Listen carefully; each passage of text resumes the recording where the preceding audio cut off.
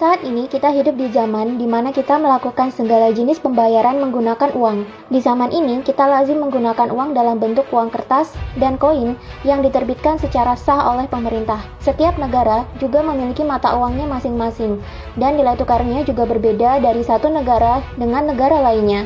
Dewasa ini kita mengenal juga yang namanya uang digital, di mana uang yang kita miliki tidak lagi berbentuk lembaran-lembaran kertas yang tebal atau koin yang berat, tapi berupa angka-angka yang tertera di layar handphone atau berupa selembar kartu plastik yang bisa kita lakukan untuk menarik uang, menyetor uang, atau membayar apapun, kapanpun, dan dimanapun. Kedepan, para ilmuwan memprediksi bahwa uang tidak lagi berupa uang kertas, logam, kartu plastik, atau deretan angka di layar handphone, melainkan tersimpan dalam satu chip yang ditanam di dalam tubuh manusia sehingga meminimalisir pembobolan rekening dan pencurian uang. Manusia juga bisa bertransaksi di mana-mana dengan aman tanpa perlu takut rekeningnya disabotase oleh orang lain karena semua informasi keuangan sudah ada di dalam tubuh manusia tersebut dan tidak ada orang lain yang bisa mengambil dan menggunakannya kecuali tubuh itu sendiri. Tapi apakah kamu sudah mengetahui sejarah lengkap uang hingga menjadi alat tukar sah di sistem perekonomian kita saat ini? Sekolah mengajarkan kita bahwa dulunya uang itu adalah koin emas. Ini betul, tapi sekolah tidak pernah mengajarkan sejarah lengkap evolusi uang hingga seperti saat ini. Jadi di video kali ini, saya akan menceritakan bagaimana uang berevolusi hingga menjadi seperti sekarang. Berikut konspirasi jahat ekonomi di balik terciptanya uang dan sistem perekonomian yang ada seperti sekarang. Untuk memudahkan kamu memahami sejarah ini, saya akan menceritakan ini dalam sebuah dongeng. Di dalam dongeng ini, saya akan memperkenalkan seorang tukang emas yang menjadi tokoh utama, bernama Fabian. Di abad ke-10 Masehi, uang belum ditemukan.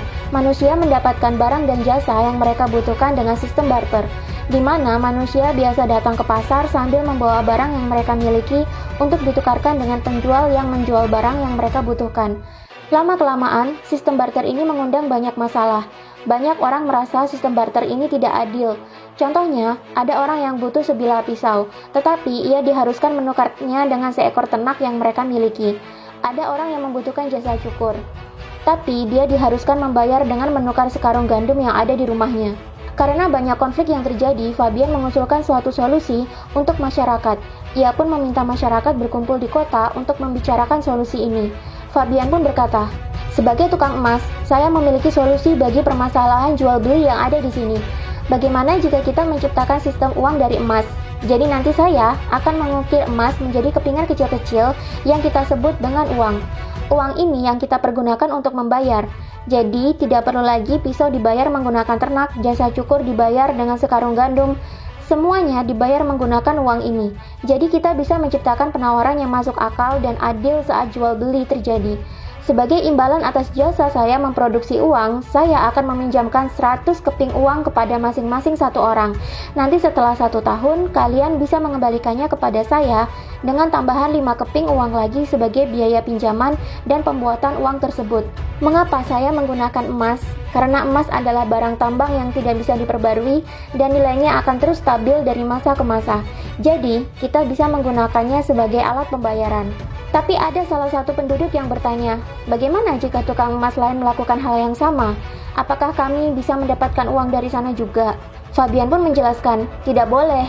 Emas yang kita gunakan sebagai uang memiliki desain khusus, dan hanya saya yang mendapatkan izin dari pemerintah untuk memproduksinya. Jadi saya yang berhak mengedarkan uang ini. Karena dirasa solusi yang ditawarkan cukup menarik, maka masyarakat menyetujui sistem uang emas seperti ini, dan mereka sepakat untuk menghargai 1 keping emas ini setara dengan $1. Maka, mulailah Fabian memproduksi dolar dan meminjamkannya kepada penduduk. Karena sudah adanya uang untuk alat tukar, kegiatan jual beli menjadi ramai. Muncullah pedagang pesaing yang menjual produk yang sama. Misalnya, Fulan A menjual daging di pasar, lalu muncullah Fulan B yang menjual daging pula di pasar. Karena masing-masing takut kehilangan pelanggan, maka mereka pun mulai membanting harga. Daging yang semula dihargai $5 per kilogram, harganya kini turun $3-4 per kilogram. Dari sinilah muncul kompetisi dalam sistem perekonomian. Hal ini tidak hanya terjadi di pasar, tapi juga terjadi pada kontraktor, operator transportasi, akuntan, petani, dan sebagainya. para pembeli selalu memilih transaksi yang paling menguntungkan, sehingga muncullah orang-orang yang memiliki dolar lebih banyak karena mereka memenangkan kompetisi. Waktu itu tidak ada biaya cukai atau lisensi yang menghambat perdagangan, sehingga standar hidup orang mulai meningkat. Setahun kemudian, Fabian mulai menagih dolar beserta kelebihan 5 dolar yang ia pinjamkan pada masyarakat. Orang yang memiliki kelebihan dolar akan mampu membayar sesuai tagihan. Mereka lalu meminjam uang lagi untuk melanjutkan aktivitas jual belinya. Sedangkan sebagian yang lain merasa kekurangan. Di sini, orang mulai merasakan memiliki hutang. Belum sempat hutang yang lama mereka lunasi, mereka sudah harus menambah hutang lagi tahun ini untuk melanjutkan jual beli dan mencari tambahan kelebihan 5 dolar lagi untuk dibayarkan tahun depan. Saat itu, belum ada seorang pun yang sadar bahwa seluruh masyarakat, sekalipun mengembalikan semua hutang mereka kepada Fabian, tetap tidak bisa melunasi hutang mereka, karena kelebihan 5% koin emas yang merupakan kewajiban mereka tidak pernah diedarkan oleh Fabian. Dari sinilah perekonomian mulai mengenal yang namanya bunga. Tak seorang pun selain Fabian yang mengetahui bahwa ada hal yang mustahil bagi masyarakat ini untuk bisa melunasi hutang mereka bila ditambahkan dengan bunga, uang yang tidak pernah dia edarkan. Di dalam toko emasnya, Fabian memiliki gudang yang sangat aman untuk penyimpanan emas. Karena saat itu mulai timbul masyarakat kaya dan miskin, maka mulai maraklah terjadi pencurian dan perampokan uang terhadap orang yang memiliki kelebihan uang. Karena takut uangnya dirampok, maka masyarakat pun menitipkan uang emasnya ke Fabian. Sebagai bukti deposit penyimpanan uang emas ini, Fabian pun menerbitkan kwitansi yang bisa dipakai sebagai pengganti emas dalam membayar atau membeli. Lama-lama, Fabian menyadari bahwa orang tidak akan kembali ke toko emasnya untuk menukarkan kwitansi dengan uang emas mereka. Ini menjadi peluang untuk Fabian. Ia tidak perlu lagi repot-repot memproduksi uang emas, tapi ia tetap bisa melanjutkan aktivitas meminjamkan uang kepada masyarakat. Bahkan jumlah pinjaman yang diberikan pun bisa lebih banyak daripada sebelumnya. Akhirnya, sistem pinjaman uang pun menjadi begini. Seorang Bapak A mendatangi Fabian untuk meminjam 100 dolar uang dengan 5 dolar sebagai bunganya dan harus dilunasi tahun depan. Fabian pun berkata, "Bagaimana kalau kamu saya berikan 100 lembar kwitansi saja? Uang emasmu tetap tersimpan di sini supaya aman dari kejahatan. Sedangkan kwitansi ini bisa kamu gunakan untuk membeli dan membayar apapun. Setahun kemudian, kamu bisa mengembalikan ke saya total 105 lembar kwitansi." Bapak A ini pun menyetujui karena saran yang ditawarkan terasa praktis. Begitu pula dengan Bapak B, C, D, dan seterusnya. Supaya tidak terjadi kesalahan, Fabian pun mencatat semua uang dan kwitansi keluar masuk atau debit dan kredit dari toko emasnya. Catatan ini kemudian disebut sebagai buku rekening. Bahkan sekarang, orang pun bisa meminjam lebih dari 100 dolar selama mereka memiliki jaminan, entah lahan pertanian, ternak, lapak dagang, atau rumah kepada Fabian. Tentu saja dengan tambahan 5% dari total pinjaman sebagai bunganya. Fabian pun menikmati keuntungan berlimpah dari bisnis uangnya ini. Bisnis yang dilakukan Fabian ini mulai menarik perhatian tukang emas dari wilayah lain. Mereka pun berbondong-bondong mendatangi Fabian dan mencari tahu sistem bisnisnya. Fabian pun dengan senang hati memberitahukan cara kerjanya. Dan tukang emas ini pun mulai menjadi pemproduksi uang, peminjam uang, dan pengedar kwitansi di masing-masing wilayahnya. Karena jumlah kwitansi yang beredar semakin banyak, suatu hari para tukang emas ini melakukan pertemuan rahasia bersama Fabian. Fabian pun mengusulkan pemerintah untuk mencetak uang kertas menggantikan kwitansi yang beredar sekarang ini. Mengapa kwitansi yang beredar harus digantikan dengan uang kertas yang dicetak menggunakan desain dan tinta khusus plus ditandatangani oleh gubernur? Karena sekarang mulai marak pemalsuan kwitansi oleh masyarakat dan tentunya sangat merugikan para tukang emas. Selain itu, menulis dan menandatangani kwitansi satu persatu tentu sangat menyita waktu para tukang emas dan menghambat percepatan transaksi pinjaman uang. Fabian dan para tukang emas sepakat untuk menanggung biaya percetakan uang kertas ini. Pemerintah pun menyetujui rencana percetakan uang kertas ini dengan harapan uang yang beredar di masyarakat semakin banyak dan perekonomian tumbuh pesat. Selain itu, Fabian juga meminta pemerintah untuk memberlakukan hukum bagi orang-orang yang menambang emas mereka sendiri, di mana orang yang menambang emas wajib menyerahkannya kepada mereka, lalu mereka akan diberi imbalan berupa uang.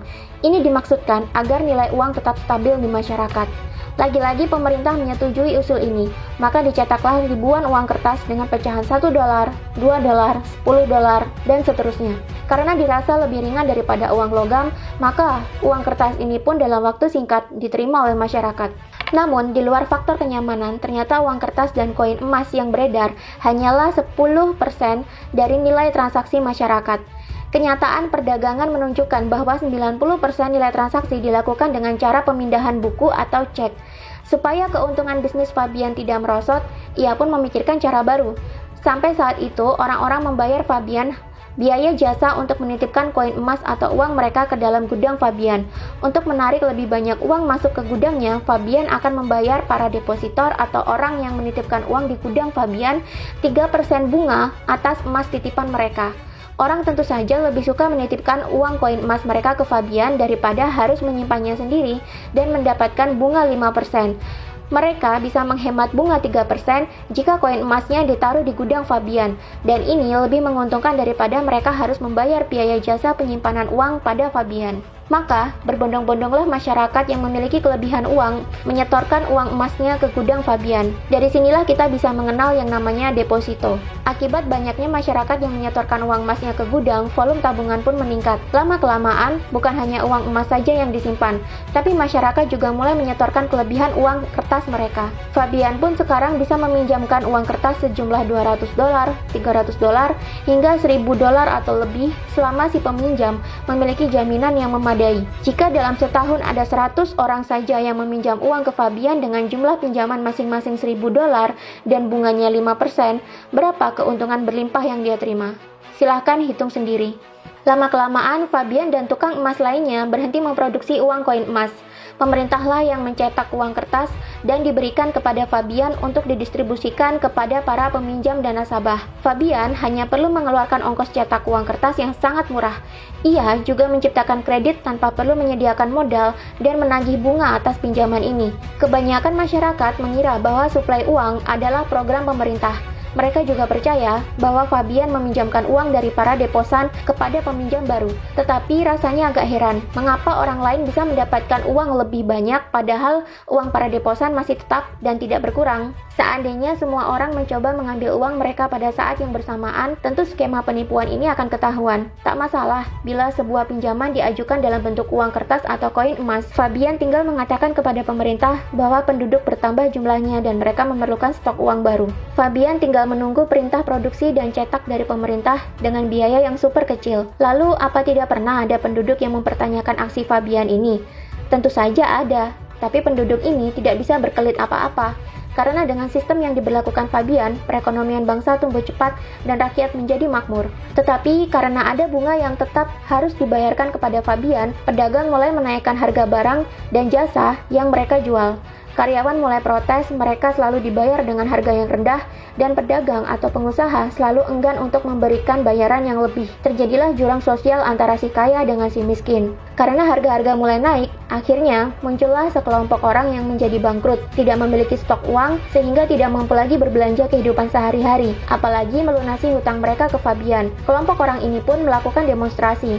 Mereka berpikir pemerintahlah yang memberlakukan sistem seperti ini. Mereka lupa bahwa mereka memiliki kekayaan sumber daya alam yang berlimpah, seperti tanah yang bisa ditanami, ternak yang menghasilkan susu dan daging, serta aset lainnya. Tapi, orang tidak menyadarinya karena pemikiran mereka sudah tercuci otak, bahwa mereka memerlukan uang untuk mendapatkan apapun. Sebagian kecil masyarakat yang memiliki kelebihan uang akhirnya membentuk perusahaan simpan pinjam sendiri. Mereka meminjamkan uang kepada rakyat yang membutuhkan dengan jaminan tertentu. Beberapa malah meminjamkan dengan bunga yang lebih tinggi dibandingkan milik Fabian. Perusahaan-perusahaan pembiayaan ini tentunya membuat khawatir Fabian dan kawan-kawannya. Jadi, mereka pun memutuskan untuk membuat perusahaan pembiayaan sendiri. Kemudian, ia membeli perusahaan pembiayaan lain di pasaran yang menjadi saingannya. Sehingga semua pembiayaan pinjaman berada di bawah perusahaan milik Fabian dan sahabatnya. Situasi perekonomian mulai memburuk. Para pegawai mulai yakin bos mereka mendapatkan uang berlimpah dan menimbun kekayaan. Sedangkan bos menilai karyawannya malas bekerja sehingga enggan memberikan bayaran yang layak.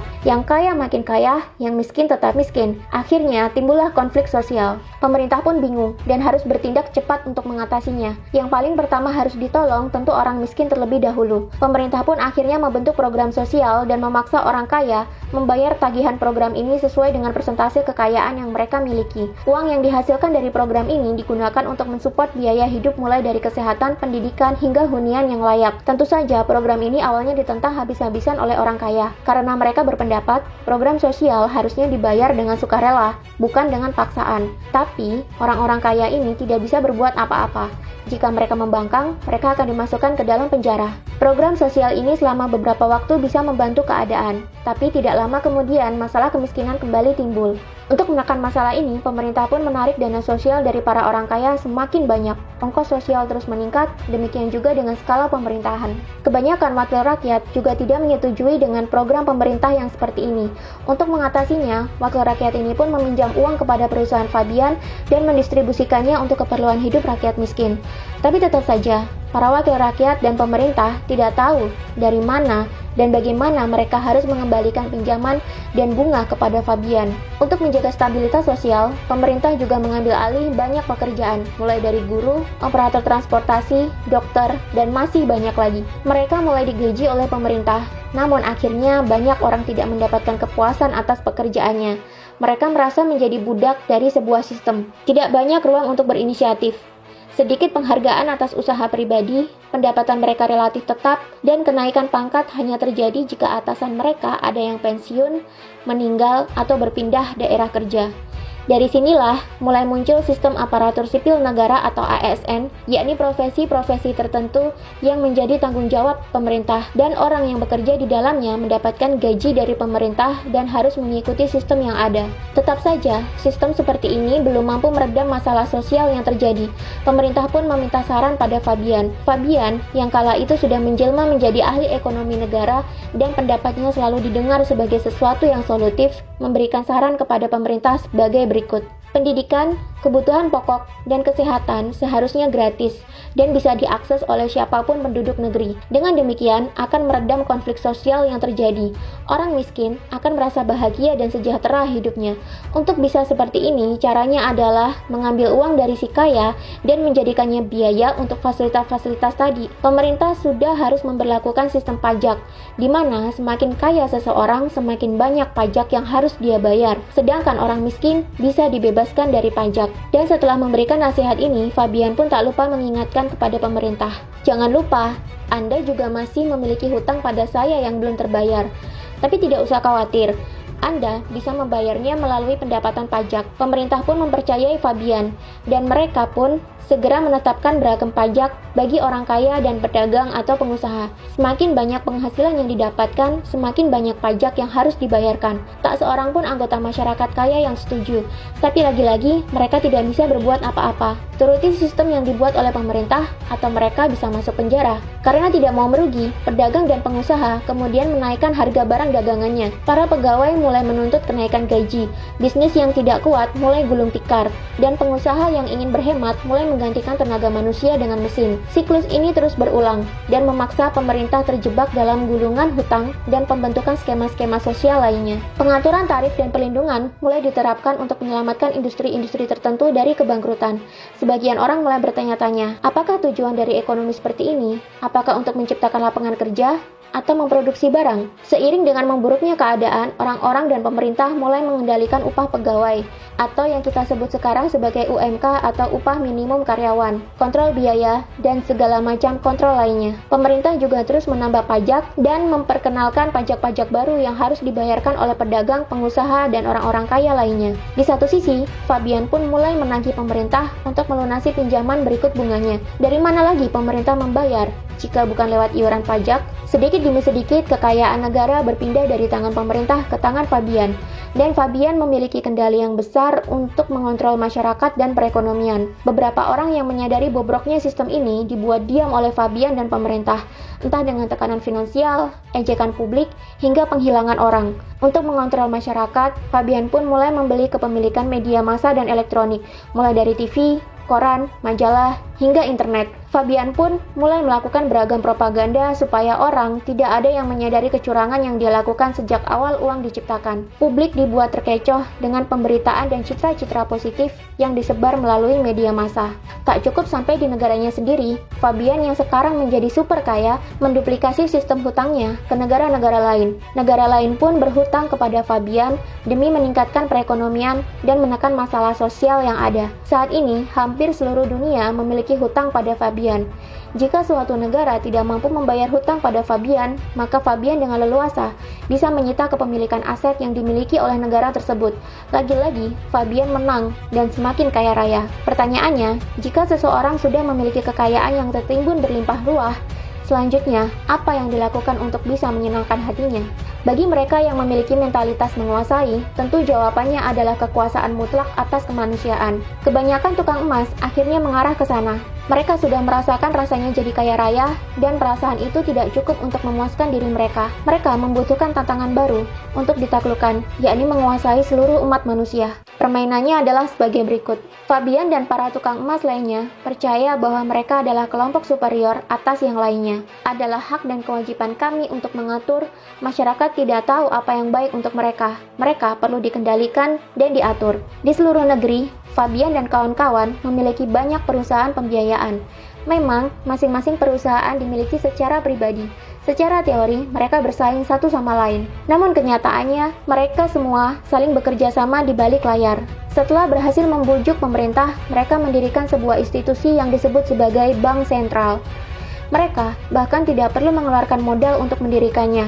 Mereka menciptakan kredit dengan menggunakan uang deposito masyarakat. Institusi ini tampak seperti badan yang meregulasi suplai uang dan merupakan bagian dari pemerintah.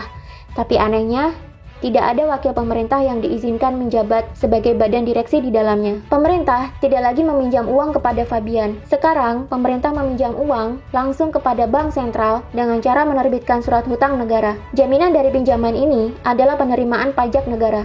Ini adalah bagian dari rencana Fabian, menyingkirkan kecurigaan orang kepadanya dengan membuat kesan seolah-olah suplai uang dikendalikan oleh pemerintah. Kenyataannya di balik layar, Fabian dan para konglomerat mantan tukang emaslah yang memegang kendali. Secara tidak langsung, Fabian dan kawan-kawanlah yang mengendalikan pemerintahan. Tidak penting siapa yang terpilih sebagai wakil rakyat atau presiden, Fabian tetap memegang kendali atas uang. Pemerintah selalu mendapatkan uang yang mereka inginkan, tapi Fabian bisa menaikkan suku bunga sesuka hati. Sampai detik ini, uang kertas dan uang koin masih banyak beredar. Ini harus dilenyapkan, karena selama manusia memegang atau menyimpan uang kertas dan koin, manusia bebas memperjualbelikannya. Manusia masih memiliki kontrol atas kehidupan dan perekonomian mereka masing-masing. Di satu sisi, membawa banyak uang kertas dan koin dalam jumlah banyak tentu tidak nyaman. Sistem baru harus dipikirkan. Maka dari itu diterbitkanlah sebuah kartu plastik tempat kita menyimpan semua uang kita berapapun jumlahnya. Kartu ini bisa kita gunakan untuk memindahkan uang kita ke rekening orang lain, membayar dan membeli sesuatu hingga menyetor atau menarik uang kertas itu sendiri. Kartu ini biasa kita sebut sebagai kartu debit. Tidak cukup sampai di sini, untuk menambahkan kekayaan dan perputaran uang, dibuatlah sistem di mana melalui kartu plastik ini manusia bisa berhutang. Jadi siapapun yang menggunakan kartu plastik ini, mereka bisa membayar mundur. Jika mereka membayar sebelum jatuh tempo, mereka tidak dikenakan bunga. Tapi jika mereka membayar melewati jatuh tempo, mereka akan dikenakan bunga. Dalam jangka waktu tersebut, orang bisa berhutang untuk membeli barang keinginan mereka. Orang bisa berhutang untuk membayar keperluan mendesak mereka, dan pengusaha bisa berhutang untuk membayar biaya produksi usaha mereka. Bagaimana jika orang tidak mampu melunasi saat tanggal jatuh tempo datang? Tenang, orang masih diizinkan membayarkan pelunasan minimal, biasanya 10% dari total tagihan. Sisanya akan dimasukkan menjadi pinjaman dan dikenai bunga 1,5% hingga 2,5% per bulan. Jadi dalam setahun, orang harus membayar bunga sebesar 18 hingga 30% per tahun. Kartu plastik sakti ini kemudian kita kenal sebagai kartu kredit. Jika dipikir-pikir, manusia zaman sekarang telah hidup dalam pusaran hutang. Meskipun kita berusaha tidak berhutang ke siapapun sejak kita kecil, tapi tetap saja kita telah masuk ke dalam sistem hutang yang lebih besar, yakni hutang negara. Apapun yang kita beli, selalu ada sekian rupiah yang disisihkan pedagang atau pengusaha untuk membayar pajak. Begitu pula, jika kita memiliki kekayaan dan penghasilan melimpah, ada beberapa macam pajak yang harus kita bayar. Sedangkan sekian persen pendapatan pajak digunakan untuk membayar hutang negara. Pertanyaan Pertanyaannya, adakah di dunia ini negara yang hidup tanpa hutang? Kembali kepada kartu kredit tadi. Kartu kredit ini suatu saat akan menggantikan uang kertas dan uang koin yang beredar. Tapi Fabian paham, membawa kartu kredit masih berisiko terjadi pencurian. Bagaimana dengan uang digital di handphone? Sama saja, handphone seseorang berisiko untuk dicuri dan disabotase oleh pencuri. Cara paling aman adalah dengan menanamkan uang ke dalam tubuh pemiliknya, sehingga orang lain tidak akan punya kuasa untuk melakukan tindak kejahatan dan mencuri kekayaan seseorang. Cara paling aman adalah dengan menanamkan chip atau kode nomor yang terdapat dalam kartu kredit atau debit ke dalam tubuh manusia. Chip atau kode nomor inilah yang menyimpan semua data finansial seseorang, meliputi jumlah uang yang disimpan, transaksi apa saja yang dilakukan, data diri, hingga kemana saja orang ini bepergian akan selalu terpantau melalui server yang sama. Kedepan, orang tidak perlu lagi melakukan gesek kartu atau scan QR code dari handphone untuk membayar. Orang tinggal melakukan scanning atau pemindaian tubuh di bawah alat pemindai yang tersambung dengan komputer untuk melakukan pembayaran atau pembelian. Sampai disinilah cerita uang dan perekonomian manusia selesai. Apakah kamu merasa cerita ini memiliki kemiripan dengan kehidupan kita sehari-hari? Tuliskan di kolom komentar. Dan siapakah Fabian dan para tukang emas ini sebenarnya?